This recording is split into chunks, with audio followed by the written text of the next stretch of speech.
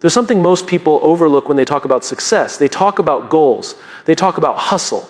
They talk about time management and habits and discipline. All of that matters. But none of it will get you very far if you don't start with one simple, overlooked question: why am I doing this at all? Every morning we wake up with a choice. We can let the day happen to us, or we can decide what the day is going to mean to us. That begins with purpose. That begins with asking a powerful question that too few people ask themselves: why does today matter? When you know your why, you're dangerous, not to others, but to your own doubts, to your own excuses, to the inertia that keeps you stuck in place. You're no longer just reacting to your calendar, your to-do list, or your inbox. You're leading your day instead of following it. Now, I'm not talking about some huge cosmic purpose that takes years to define. I'm talking about something simple, practical, immediate. Today's why. What is the reason I'm waking up and choosing to care today? Let me tell you a story. Years ago, I worked with a leader who was wildly successful on paper. Title, salary, accolades, you name it. But every morning he'd hit the snooze button. Not once, 3 times, sometimes 5. And when he'd finally crawl out of bed, there'd be this look in his eyes. Tired, yes, but also empty. Eventually he broke down. He told me, I don't even know why I'm doing any of this anymore. He had lost connection to his why. His work had become a series of tasks, meetings, and deadlines. Nothing rooted, nothing inspiring. He wasn't lazy. He was aimless. That's what a lack of purpose does. It makes effort feel pointless. So we went back to basics. I asked him, what's the impact you want to have today? It was the only thing I asked. Not next year, not next quarter, just today. It took time, but soon he started waking up with a different mindset. He'd begin his morning not with email or social media, but with intention. He'd write down a sentence: today I will lead by example. Or today I will encourage someone who's struggling. Or today I will do something that makes my team stronger. Small, specific, powerful. That's the key. See, your why isn't always going to be some grand mission. Sometimes your why is showing up fully for the meeting you'd rather skip because the person across the table needs your energy. Sometimes your why is being a little more patient with your kids because you want them to grow up feeling seen and loved. Sometimes your why is putting your head down and doing the hard work because it brings you one step closer to who you want to become. Without that purpose, our days blur together. They become transactional. We do things out of obligation, not out of meaning. And when that happens over time, we burn out. Not because we're doing too much, but because what we're doing lacks connection. Think about this. Most people spend more time planning their weekend than they do planning their purpose. They prepare presentations, meetings, and meals, but they don't prepare their mindset. And so their days become reactive. They let the world set the tone, and the world is chaotic, noisy, and constantly pulling us in 10 different directions. But what happens when you start your day with a clear, grounded reason? Suddenly, the little things don't knock you off course so easily. You stop chasing every notification. You stop worrying so much about what other people think. You have a filter. A way to decide what matters and what doesn't. That's what a why gives you clarity. Here's a simple practice I challenge you to try. Tomorrow morning, before you pick up your phone, before you check your email, before you let the world pour into your mind, take 60 seconds. Sit quietly. Ask yourself, what kind of impact do I want to have today? Write it down. Say it out loud. Hold it in your mind. It doesn't have to be profound. It just has to be honest. It might be, today I will stay calm when things go wrong. It might be, today I will give someone hope. It might be, today I will learn something new. That's your win. That's your reason to show up. That's your why. I've met people who thought they were burned out from working too much. But when they reconnected with their purpose, when they started leading each day with intention, something shifted. They weren't tired anymore. They were energized. Not because their workload changed, but because they changed. You don't need to change your entire life overnight. You don't need to quit your job or move to a new city. You just need to ask better questions. Questions like, why does this matter to me?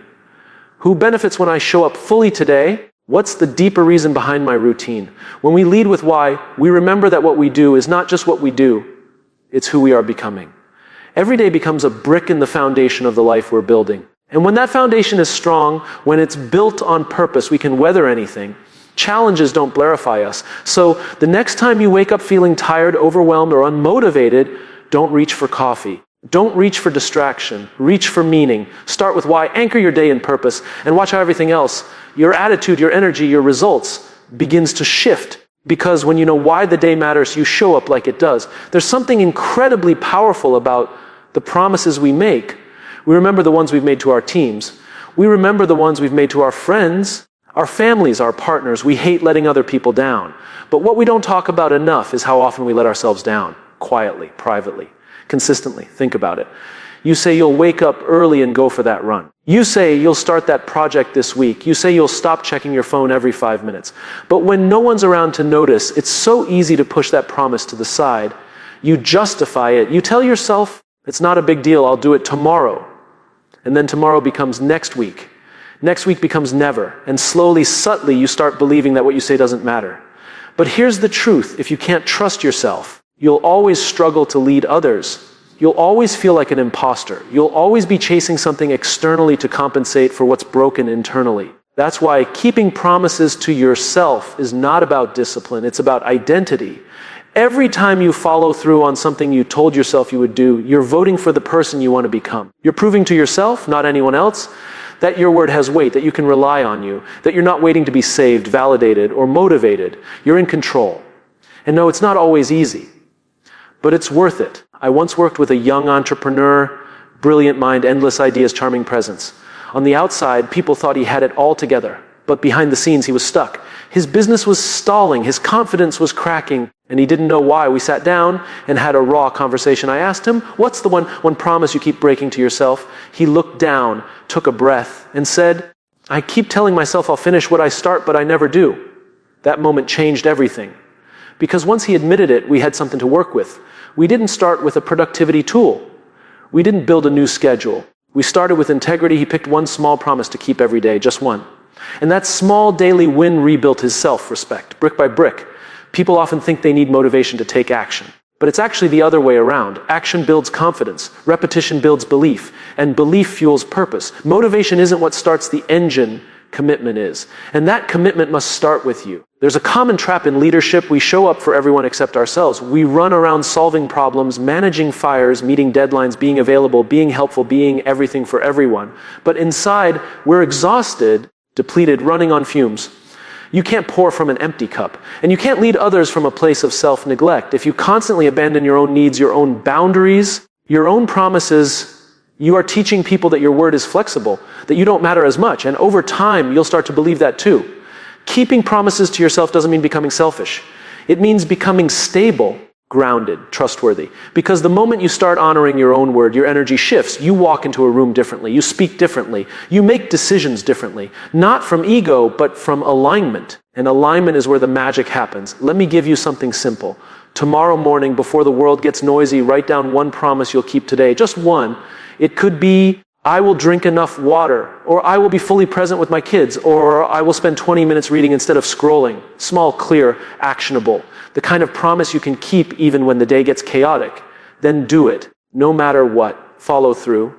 And at night, take a moment to acknowledge yourself for doing what you said you would. That's how you build a pattern. That's how you build trust. Not with big declarations, but with small, invisible victories. The world may never clap for those wins, but your character will. And your character is what people actually follow. We think people are drawn to charisma, but what people are really drawn to, what they trust, is consistency. The kind of consistency that begins when a person has done the hard work of keeping promises to themselves, when their internal world is aligned with their external actions. That's when influence becomes real. That's when leadership becomes meaningful. Because at the end of the day, it's not what you achieve that defines your strength, it's what you uphold. And the first promise worth upholding is your own. Imagine this. If you went 30 days without breaking a single promise to yourself, no matter how small, how would that change you? What would happen to your confidence, your clarity, your energy? What would happen to the way others experience you? You don't need more information. You don't need another hack or app or routine. You need integrity, quiet, personal, inner integrity. The kind that isn't seen by others, but is felt by you. You already know what needs to happen. You've known it for a while. The only question is, will you honor it today? When you keep promises to yourself, you're not just winning the day. You're building a life you trust. That's how you lead. That's how you grow. That's how you win. Every single day, we live in a world that celebrates the highlight reel. Everyone wants the big moment, the applause, the breakthrough, the outcome. Social media has made it worse. Everywhere you look, someone's showing off their peak, their biggest achievement, their grand announcement, their moment of glory. But what no one posts, what no one talks about, are the quiet, boring repetitions that got them there. We've been conditioned to expect success to feel exciting, like we're supposed to wake up every day fired up, motivated, and overflowing with passion. But that's not how greatness works. Greatness isn't loud, it isn't glamorous. It's built in silence. It's built in the dark. It's built when no one's watching. If you look at any person who's consistently winning, not just occasionally, but predictably. You'll find a rhythm behind their results, not a rush. A rhythm, something they do daily, even when they don't feel like it, especially when they don't feel like it. They've learned to fall in love with the process, not just the prize. That's what I mean by embracing the boring reps. Because let's be honest, most of the things that lead to mastery feel incredibly unremarkable. Practicing the same move again and again. Having the same conversation with your team until it sticks. Waking up early to do the same journaling, the same reading, the same workout. It's not thrilling. It's not new. It's boring. And that's why most people won't do it. But boring isn't bad. Boring is where the work happens. Boring is where confidence is built. Boring is where identity is forged. Think about athletes. The best in the world don't just practice when the stadium is full. They train when it's just them, their coach, and the sound of their own breath. And they repeat the same drills, the same plays, until they're automatic, until they become muscle memory. So that when the big moment comes, they don't rise to the occasion. They fall back on their preparation. I once worked with a team leader who couldn't understand why their results were so inconsistent. One month they were hitting targets, the next month they were completely off track. The talent was there, the passion was there, but the process was missing. So I asked her, "What do your boring reps look like?" She looked confused. "What do you mean?" I said, "What are the small things you do every single day, no matter what, that make the big results inevitable?" She thought about it and admitted, "Honestly, I don't have those. I just work really hard when the pressure is on." That's the problem. Most people wait for pressure to perform. But true professionals don't rely on pressure. They rely on process. We built her a routine, a simple set of habits she'd repeat daily. Check-ins, debriefs, reflection, planning, nothing flashy, nothing groundbreaking, just boring, repeatable excellence. And in a few months, her team's performance transformed. Not because they got smarter or more talented, but because they got consistent. Consistency is a superpower, and boring reps are the path to consistency. The reason most people struggle isn't because they're lazy or unmotivated. It's because they're addicted to novelty. They chase the next thing, the shiny thing, the exciting thing. And the moment something feels too routine, too repetitive, they lose interest. They want change, but they don't want repetition. And that's a problem, because growth lives in repetition. You don't get strong by lifting a weight once. You don't get smart by reading a book once. You don't get trustworthy by telling the truth once. You become those things by doing the boring reps over and over and over again. Here's what's funny. When people see someone crushing it, they always ask, "What's your secret?" But usually there is no secret, just systems, just habits, just effort that's been repeated so often it becomes who they are. Boring reps are the bridge between who you are and who you want to be. They're the small choices no one sees that eventually lead to the results everyone wants. I know it's not sexy. It's not supposed to be. That's the point. You do the reps not because they feel good, but because they do good, because they compound, because they quietly stack up into something powerful over time. And yes, you're going to want to quit. You're going to feel like it's not working. You're going to think, this can't be it. There has to be something more exciting, more advanced, more interesting. But that voice is lying. That voice is impatient. That voice doesn't understand how mastery works. Mastery is boring. Progress is boring. Winning is boring until it isn't. Until one day you wake up and you're further than you've ever been. And people ask how you did it. And you smile because you know the truth. You did it by doing the work when it was dull, when it was quiet, when it was just you showing up with no reward, no applause, and no proof yet. The people who win aren't the most excited. They're the most consistent. They're the ones who kept going when it stopped being fun. They're the ones who embraced boredom and made it their edge. So the next time you feel stuck, don't look for a breakthrough. Look for your reps. Ask yourself, what's the boring thing I've been avoiding, and then do it. Not once. Every day. Because discipline isn't doing hard things. Discipline is doing simple things, repeatedly, even when they're no longer interesting. That's how champions are made. That's how trust is built. That's how you create a life that wins every day. Not just in moments, but in momentum. Fall in love with the boring reps. They'll take you further than motivation ever could. Most people think leadership is about being in charge, about being the loudest voice in the room, the person with the answers, the title, the authority. But real leadership isn't about taking control. It's about taking care. It's about putting others first, not because you have to, but because you choose to. Leading with service, not ego, is one of the most misunderstood principles in the world. We live in a culture that rewards visibility. If you look successful, if you sound important, if you seem confident, you're praised. But ego, when it drives leadership, always leaves damage behind, because ego leads us to ask the wrong question, how can I win? Service leads us to ask the right one, how can I help? There's a fundamental shift that happens when you stop trying to impress people and start trying to impact them.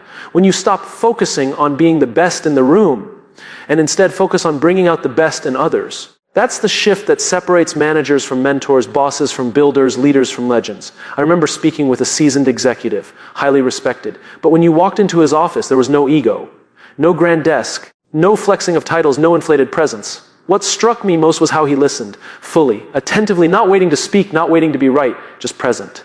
Afterward, I asked him what his secret was. He smiled and said, "I'm not here to be the smartest person in the room. I'm here to make everyone else smarter." That's what service looks like in leadership. It's humility in action. And humility isn't thinking less of yourself. It's thinking of yourself less. It's showing up not for recognition, but for contribution. It's knowing that the most valuable person in the room might not be the one talking the most, but the one helping others speak up. Ego will always tell you to protect your image. Service tells you to protect the people. Ego says, don't show weakness. Service says, be honest. Ego builds walls. Service builds trust. And the difference becomes very clear over time because one creates fear and the other creates loyalty. I once worked with a young team leader who had just stepped into a management role. She was driven, articulate, brilliant, but something was off. Her team wasn't responding. There was tension, burnout, resistance. She was frustrated. "Why won't they just do what I ask?" she said. I told her, because they don't feel seen. They don't feel safe. She was leading from a place of pressure, of performance, of ego, not because she was arrogant, but because she thought she had to prove herself. That's what ego does. It turns leadership into a performance, not a relationship. So I asked her to try something different. I said, tomorrow, instead of checking what your team has done, ask how they're doing. Show up for them before you expect something from them. A few weeks later, things changed, not overnight, but gradually. Her team started communicating more. They started taking more initiative. There was laughter in the room again. Not because her strategy changed, but because her presence did. When people feel seen, they show up differently. When they feel safe, they take risks. When they feel supported, they stretch further. That's the power of leading with service. You don't have to be in a formal leadership role to live this. Leading with service can happen in every part of your life. In your family, your friendships, your work, your community. It happens when you choose to listen instead of interrupt. When you choose to mentor instead of compete. When you choose to build bridges instead of building your brand. Service asks more of us than ego ever will. Because it's not flashy. It doesn't always get credit. But it's the only kind of leadership that lasts. Because it's not built on attention. It's built on trust. We all know someone whose presence makes us feel like we matter. That person who makes space for others, who uplifts, who leads not with dominance but with dignity. That's the kind of leadership the world is starving for. And it doesn't take much. It starts with asking, what does this person need right now? How can I contribute to their growth? What can I do today that serves someone beyond myself? Those questions will change the way you lead. They will also change the way people respond to you. Because service is magnetic. When you lead with empathy, with integrity, with care, people feel it. And they don't just follow you, they believe in you, they show up not out of obligation, but out of respect. Ego seeks to be followed. Service seeks to walk with people. Ego needs to be right. Service wants to get it right. Ego demands compliance. Service earns commitment. This is not about being soft. This is about being strong in a way that lifts others. Leadership rooted in service isn't passive, it's powerful, because it builds cultures where people want to belong. Teams that last, relationships that matter, results that are sustainable. And the beautiful irony is this: when you lead with service, you do win. Maybe not in the traditional sense. Maybe not in a way that fills headlines. But you win in the only way that counts. In the loyalty of people, in the trust you build, in the lives you elevate. So the next time you feel that tug to prove something, pause. Ask instead, who can I help right now? Who needs to be seen? What does service look like in this moment? Lead with Ed with care. Lead with the mindset that your success will be measured not just by what you achieve, but by what you build in others. Because when you lead with service, the results follow. But more importantly, people follow, not because they have to, but because they want to. And that's how you win, quietly, powerfully, every day. We live in a world that's always rushing toward the next thing. Finish one task and another replaces it. End one day, and the next morning is already screaming for your attention. In the middle of all this motion, there's one habit that quietly separates those who grow from those who simply repeat. It's not something flashy. It's not productivity software. It's not waking up at 5 a.m. It's reflection. We don't grow from experience. We grow from reflecting on experience. And yet, for most people, the day ends when their energy runs out. They collapse into bed, phone in hand, brain overstimulated, heart unsettled, mind racing through unfinished to-do lists. Then they repeat over and over. But the ones who win, who truly evolve, who show up wiser, more grounded, more focused the next day, they do one simple thing that changes everything. They take a few minutes to ask, what did I learn today? That's it. That's the shift. Not what did I do or how much did I accomplish, but what did I learn? What did this day teach me? Because every day offers us something, a lesson, a pattern, a moment of truth. But if we don't slow down long enough to capture it, we lose it. And what gets lost in silence eventually repeats in chaos. I remember working with someone who was chronically overwhelmed, brilliant, driven, talented, but she was always tired, always buried under the weight of her own ambition. She was doing a lot, but gaining very little. Her work was loud, but her growth was quiet. So I asked her one question: do you ever pause at the end of the day and ask what it all meant? She paused. No, she said, I just try to survive it. That's where most of us are, surviving our days instead of learning from them. But your day isn't just a set of tasks, it's a teacher. And when you slow down to reflect, you allow the day to shape you, not just exhaust you. Some of the most grounded leaders I know have a ritual. It's not complicated. At the end of each day, before bed, they sit quietly and ask themselves 3 things. What did I learn today? Who did I impact today? What am I grateful for today? That's it. Simple questions. But the power is in the consistency. Because over time, those questions build self-awareness. They sharpen your emotional intelligence. They show you not just what you're doing, but who you're becoming. And that's the real purpose of reflection, not to evaluate your performance, but to reconnect with your purpose. I had a mentor who once told me, never let a day end without capturing its wisdom. He didn't mean journaling for an hour. He meant making meaning out of what might otherwise pass unnoticed. A conversation that revealed something. A mistake that taught something. A win that reminded you of your values. When you reflect, you transform routine into revelation. But here's the thing. Reflection requires honesty. It's not about perfection. It's not about proving you had a productive day. It's about being real with yourself. Owning what went well and what didn't, not for the sake of judgment, but for the sake of direction. There's no growth without awareness, and there's no awareness without pause. The world tells you to hustle, to push harder, to do more.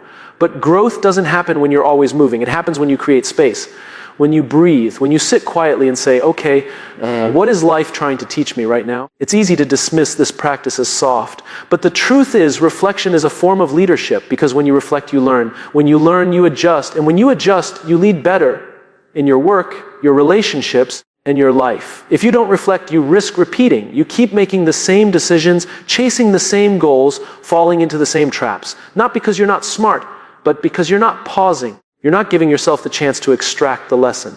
And those lessons compound. A small realization today becomes a better decision tomorrow. A moment of gratitude tonight becomes a better conversation next week. This is how wisdom is built, not through age or experience alone, but through intentional reflection. You don't need an hour. You don't need to write a book every night. You just need 5 minutes.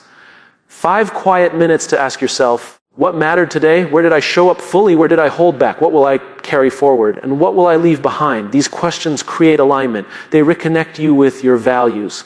They remind you that your time is finite and your days are not to be wasted. They help you sleep better. Because instead of going to bed with noise, you go to bed with meaning. The most successful people I've met aren't the ones who do the most. They're the ones who learn the fastest. And reflection accelerates learning. You can't change what you won't face. And you won't face it until you slow down and ask. That's why reflecting before you rest isn't just a productivity hack. It's a leadership principle.